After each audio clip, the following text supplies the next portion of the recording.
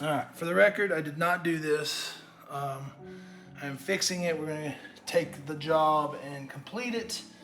Not dissing the artist, but sometimes you should stay in your lane. I've learned that the hard way. But we're gonna hook this up, take care of my man here, and hopefully give him a show-worthy tattoo. So. Yeah, we got so much shadowing to go in. He outlined things that he shouldn't have outlined. You know, I know it's ghost lines, so I'll be able to go over it, but like, oh man. I'm trying to be respectful and not say bad things. So if we're looking at realism, when you're looking at going off of a tattoo, you know, you're looking at how sharp these edges and lines are, and if you look down into here, you know, you can actually see where he outlined the tattoo, and it's blown out. You can actually see deep down inside there these little speckles.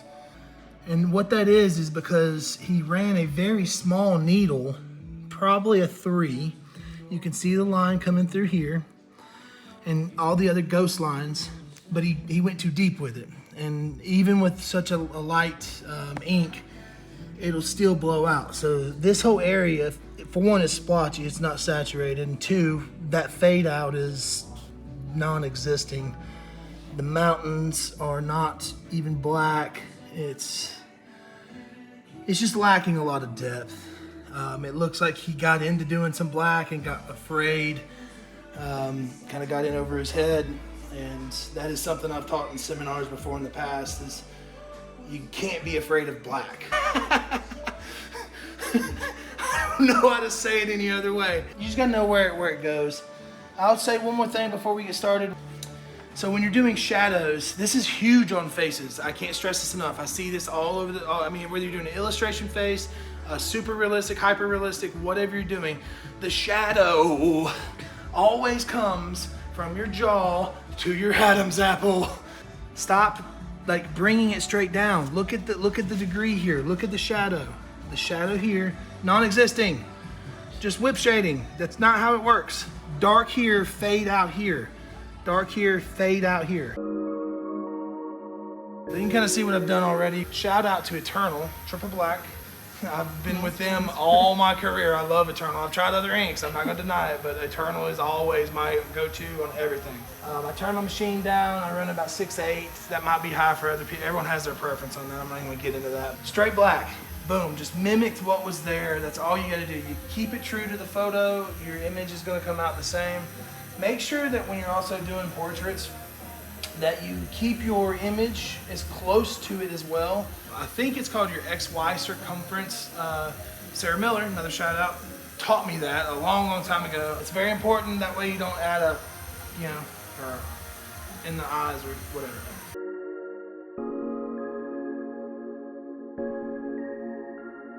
So, we've done a lot. A lot of blocking in, a lot of kind of having to go over and smooth out areas that the other artists, you know, left out or screwed up. It's a little different. I'm using opaque gray. So yes, there's white mixed in with it. Still kind of working in sections, just his skin gets a little red, so I'm kind of, you know, moving it around and, you know, doing all the fun stuff. Got to go back in the eyes. We're going to go in and add a little bit of texture here.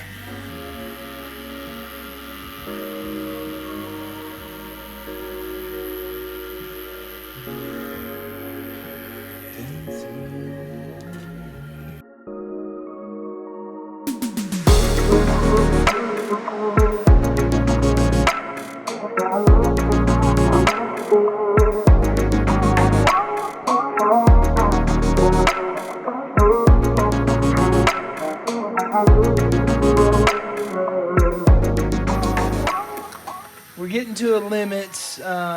You know, obviously got the red. We've gotten a lot of the details in, but I still gotta go back in and kind of get some creases. We do some stuff in the lips. My man is getting sore here, so it is a tender area, of course, going over a pre-existing tattoo. It's gonna make it even worse. and of course, everyone's favorite white highlights. How you feeling? Good. Good? Beat up. He feels beat up. Well, I hope I have done this justice, and like I said, if we have to come back, probably just for the background more than anything. But we're gonna do a little bit more detail here, and we're gonna kind of keep moving on.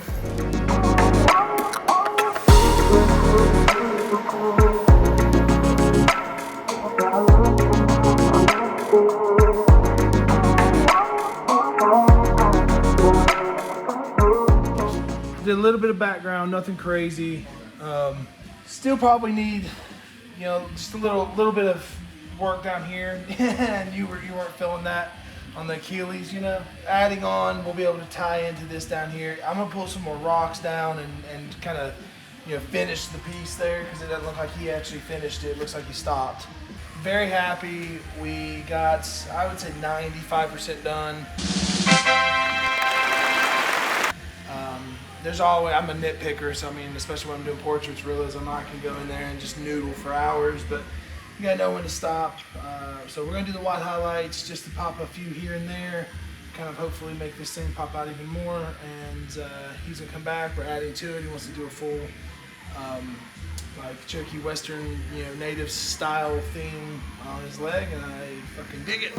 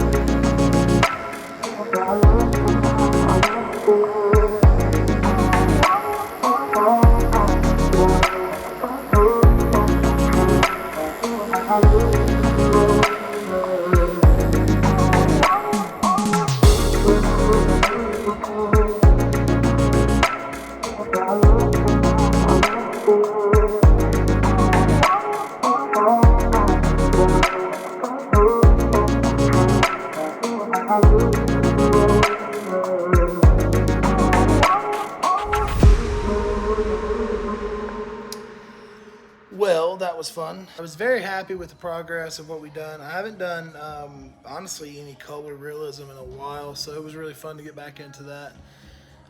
I'm really interested to see how it heals with the opaque gray, because I kind of mixed that myself. I do not recommend doing that unless you are a skilled tattooer and have been doing it for some time. That way kind of your mixture, how diluted the water and the pigment is. I also cut all my black and gray, and if I cut color, which is very rare, but with water. Don't ever use witch hazel, glycerin, or anything like that. Water is probably the best, just solution. Distilled water, very easy.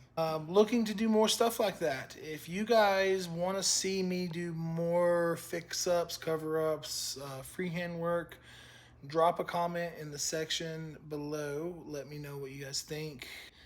I did my best. I know never claimed to be the best, nor will I ever be, but I can offer my expertise to help people learn and grow. But thank for what he had and what we did. I love it, and it was beautiful, and I enjoyed every second of it. So, like and subscribe. We're gonna eat some food. Peace.